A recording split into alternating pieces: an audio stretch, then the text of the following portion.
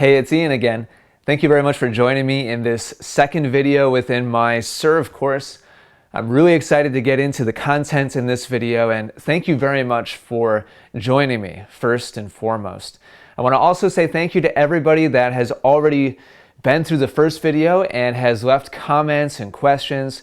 There's been a ton of them so far, and I want to say I'm sorry I can't possibly get to everybody, but I'm going to do my best to try to do that. I mean, to be honest, if it was up to me, I would answer every single comment and question, but all I can say is I'll do my best and I'll try to get to as many people as possible. But lots of great comments and questions on that first video, which was about grip and stance. And in this video, we're going to be talking about trophy pose, which is really, really important. There's several different physical cues or different positions that we're going to be studying among professional level tennis players. Just like we did in the first video, we're going to be looking at a lot of different pro example footage and really studying that closely, comparing and contrasting different styles and different players and different positions. And then finally, showing all of you at home exactly what I feel you should be trying to copy, and maybe even what I feel that you shouldn't be trying to copy.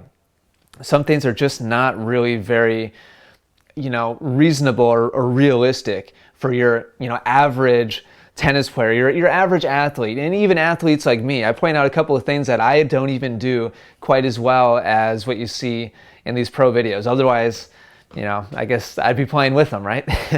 So let's get right into it. Again, trophy pose in this video. Really excited to show you guys this information. If you've done a lot of online research about tennis technique at all, you're very familiar with the term trophy pose. If you haven't heard that before, it refers to this position that we see Andy Murray in right now. And it's called the trophy pose because it looks like those old school tennis trophies that you might have a couple of them in your garage with the tennis player up on top of the little trophy base in the serving position. And it looks something like this, like what Andy Murray is doing right now. The trophy pose is really, really important. It's a vital part of the chain of events that happens in a good tennis swing because it loads the body up. It's kind of the final part of the preparation phase of a good serve. And getting the body in different positions is really, really important. And we're going to be talking about 4 specific positions of the body and why it's important.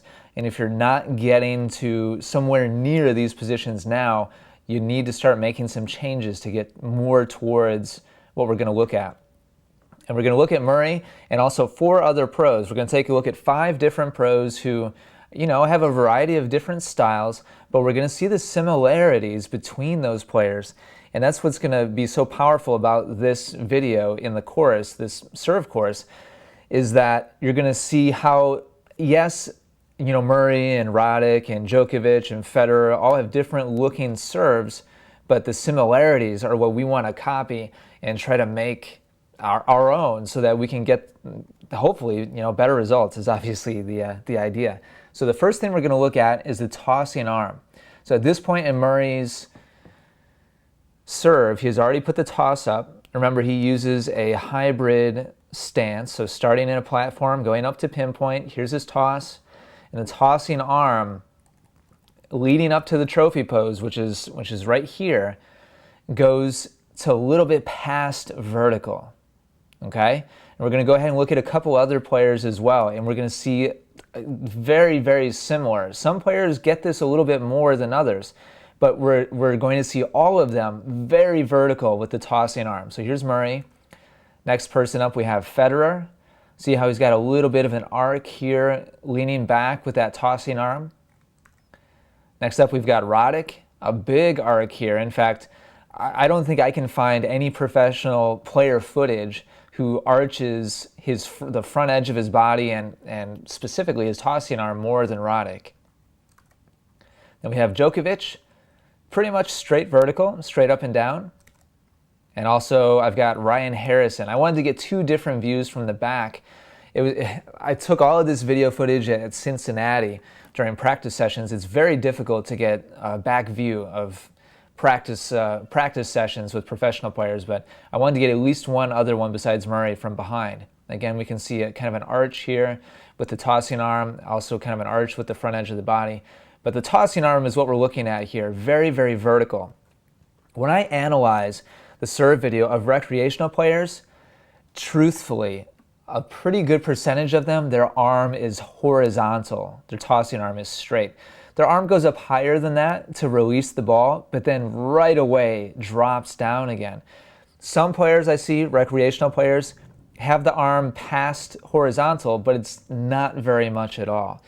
My recommendation for you watching at home is that if you can get past 45 degrees to the court surface, so if a level line is right here, then 45 degrees, 90 degrees would be straight up and down. If you can get past 45 degrees, then you're doing a pretty good job. The closer you can get to perpendicular to the court surface with your left arm, the better. But truthfully, not everybody has the same athletic ability. This is one of those things where we should try to copy the pros and get close to that if possible. But this takes a lot of balance, a lot of strength, and a lot of athleticism to be able to get to this position and then unload up towards the ball. But this is a similarity, and again, we're seeing a little bit varying degrees. Straight up and down for Djokovic, back for Roddick, straight up and down for Roger, a little bit back for Murray, but mostly straight up and down, and then a little bit back for Ryan Harrison. So we're seeing a little bit of deviation, but nobody is more shallow than 90 degrees. Okay, we're going to talk about what that means towards the end of this video. The next position we're going to look at, we'll start with Djokovic on this one, is the position of the racket arm. Now, without exception, you're going to see professional players drop their dominant elbow in the trophy pose. Now, here we have Djokovic with almost a straight line across his chest from his right elbow, his dominant elbow, up across his chest and up to his non-dominant arm. That personally is what I strive for as well, and when I teach, I tell players that I like their right elbow or their dominant elbow dropped enough that they can create somewhat of a straight line across their chest, and a lot of times that translates into a straight line up their dominant arm as well, because again, I don't expect recreational players to get to a straight, vertical line with their tossing arm. So if you can get a straight line up, from your dominant elbow across your chest and then up towards the ball with your tossing arm, that would be great. Some professional players don't get this low as Djokovic does, and there's a variance here as well. But what you won't see is the dominant elbow of any of these players level with the shoulder and chest. You'll see them all dropped at least a little bit. We'll go ahead and look through. Here we see Roddick with his dominant elbow down below his dominant shoulder. Here we see Federer, kind of like Djokovic, a straight line across his chest and right elbow below his right shoulder. Here we see Murray. He's the highest of these five. His right elbow is still a little bit below his right shoulder, but he doesn't drop it nearly as much in his trophy pose. And then we have Harrison. Not as low as Djokovic or Federer, but still lower than his dominant shoulder. So this creates a vertical alignment from the tip of the dominant elbow up the shoulders and chest and ultimately up to that opposite arm. Some players have more of a straight line, other players have a little bit more of a bow or a little bit more of an arch in here, but they're all vertically aligned upwards. Okay, so that's important.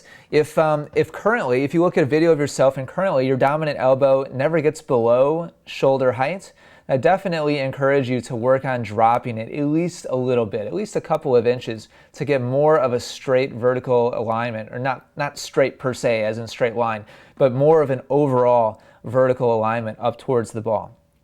So that's really important. So that's number 2, is the position of the racket arm and the racket elbow. Number 3 is the rotation of the core. Now, I talked in the first video about how we want the right foot to be at least a little bit behind the left foot in terms of position along the baseline, and that's to help the core be able to rotate back towards the camera. See how we can see the entire front of Harrison's shirt here? I mean, the entire thing. He's facing straight back towards me, and I'm not directly behind him, but I'm back behind the baseline. Most recreational players only turn back as far as perpendicular to the baseline. And if that's, well, let me also say that a pretty decent percentage of recreational players don't even get back as far as perpendicular to the baseline. Now, if you get a chance to videotape yourself and you see that you're not even perpendicular to the baseline, you need to change that. You need to get at least perpendicular. Past perpendicular, meaning at a right angle to the baseline with the line of your shoulders, past that would be great. This is another one of those things. This is a really big turn and a really strong athletic position for Ryan Harrison here. For those of you watching at home, I don't expect most of you to be able to copy this. If you can get your shoulders about 45 degrees to the baseline, then you're doing a really nice job. I mean, that's a really great job turning your core back. You can see Harrison here, his back is almost parallel to the baseline. He's making a big turn. Here's Murray, also filmed from behind, and I'm a little bit to his left, but we can still see the whole front of his chest. And Murray, you know, if we take the angle of his elbow to his shoulder here, I would say that's about 45 degrees or so. If you watching at home can get to 45 degrees, you're doing an excellent job. And it's not necessary to go back that far to hit a good serve, but if you're deficient, meaning not even perpendicular to the baseline, then I definitely recommend that you focus on this. Harrison and Murray, those are my two best examples here because they're both shot from behind. We can look at video from the side as well, and we can see clearly that Raj's chest is facing back towards the back fence. Here as well, very clearly, Roddick's chest facing back towards the back fence. And Djokovic as well. Not rotated back quite as far as the others, but definitely still more than 90 degrees to the baseline with his shoulders. If we were standing straight behind him, we would definitely be able to see the front of his chest. Okay? So what this does, this rotation back, that really helps create the forward element of the serve. The rotation from back to forwards, kind of like on a forehand or a backhand ground stroke, where you turn your body to the side, you rotate your body back, and then unwind and rotate your core forwards by using a good kinetic chain, load and unload forwards towards your target. That's what this is. It's a strong element of horizontal use of the kinetic chain, winding back and then unwinding forwards. And we're going to talk about the winding forwards part in one of the future videos. We're not going to talk about that here. Here we're just focusing on the loading part, and the turning back of the chest is a big element of that. Okay, number 4, the last element of loading in the trophy pose. Let's start with Murray on this one, is the use of the legs. So far we've talked about the non-dominant arm, we've talked about the dominant arm, we've talked about the rotating back of the core, and now lastly we're kind of going down in reverse kinetic chain order. Now we're going to talk about the legs, which is a big part of it. Professional players typically get to about a 90-degree bend with their legs. Now, it's also worth pointing out that players who use a pinpoint stance, like Murray, tend to get a little bit lower on their bend because their feet are together, and it's a little bit easier to create a full knee bend. It's kind of one of the benefits of having more of a pinpoint stance. It doesn't mean that you can't bend your knees on platform, and we're going to see that in some of the other examples here. But it's worth pointing out. So here we see about a right angle here on Murray's back leg, good knee bend there. Here we see Harrison in platform stance, not quite 90 degrees. And it's for that reason. It's just tougher to get down quite as low. Still very, very, he's still going to be very active with his legs here, trust me. So, I mean, he's not, deficient. It's just kind of a natural, one of the byproducts of using the platform stance, but certainly still very active with his legs here. Then Djokovic, same deal. He's using a platform stance, so we're not seeing quite 90 degrees, but certainly still a good knee bend here. And here we see Roddick. he's in his pinpoint stance, and he's at 90 degrees. Looks like with both legs here. So good deep knee bend. And then Roger, Roger we see slacking off here. And I'm not embarrassed to say that. I'm going to call him out on that.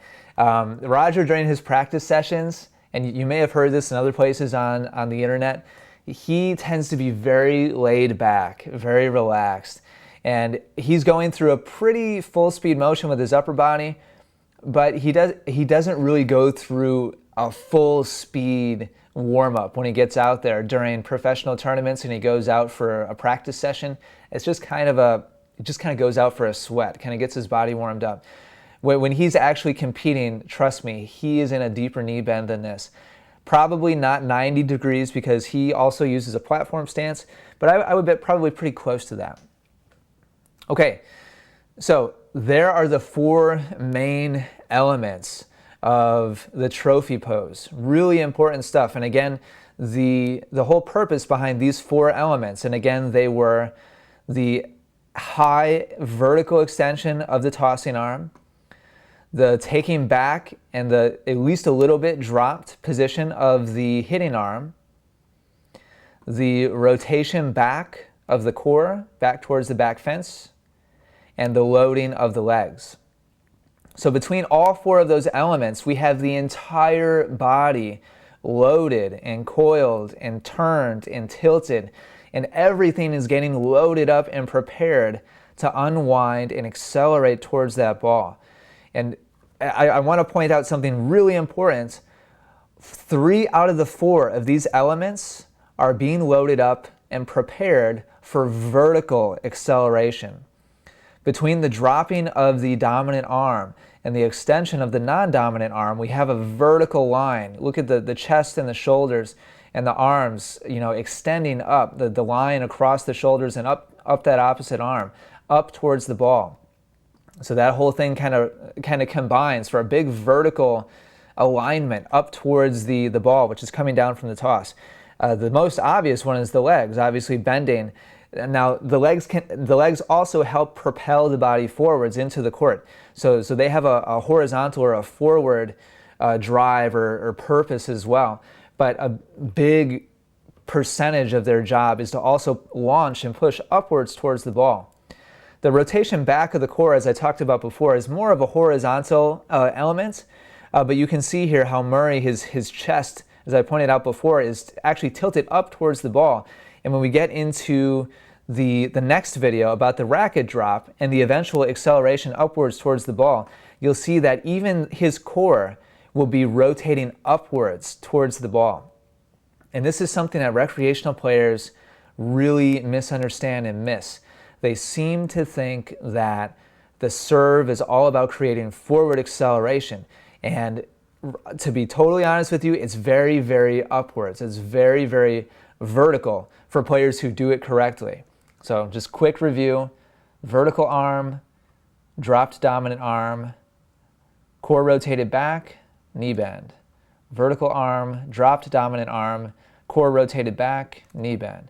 Same thing for all of these servers. And we see a little bit of variation. All of these guys have a little bit different style. They have a little bit different delivery. But the major elements are all there from player to player.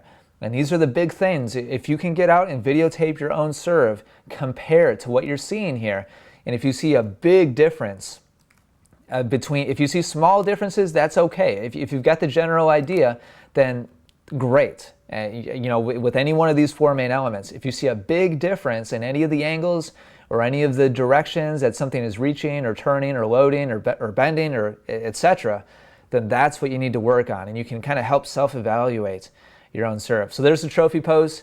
Lots of really important stuff going on, and I hope you enjoyed this analysis.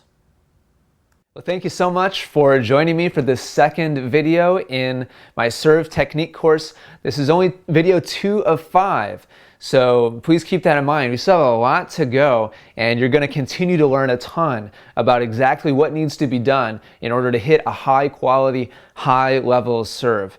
Video number 3 is going to be all about the racket drop, which is another really important element of good quality serve technique. And keep your eyes on your email inbox because you'll receive another email letting you know when that one's ready and exactly where to go to view it. It's going to be another page just like this one with a nice big video player. And again, I'm going to be comparing and contrasting different professional players. So look for that. Thank you for watching thus far. Please leave your comments and your questions right below this video player. I'm really looking forward to hearing back from you and seeing what you think, seeing what questions you might have after seeing this information.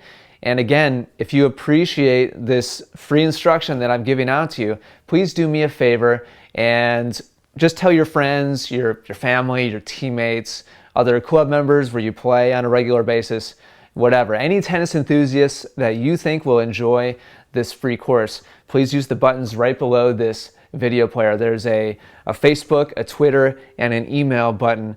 Just click those and you can very quickly share this course with your friends and your teammates. So that does it for video number 2. Thanks again for watching, and I'll be talking to you again very soon.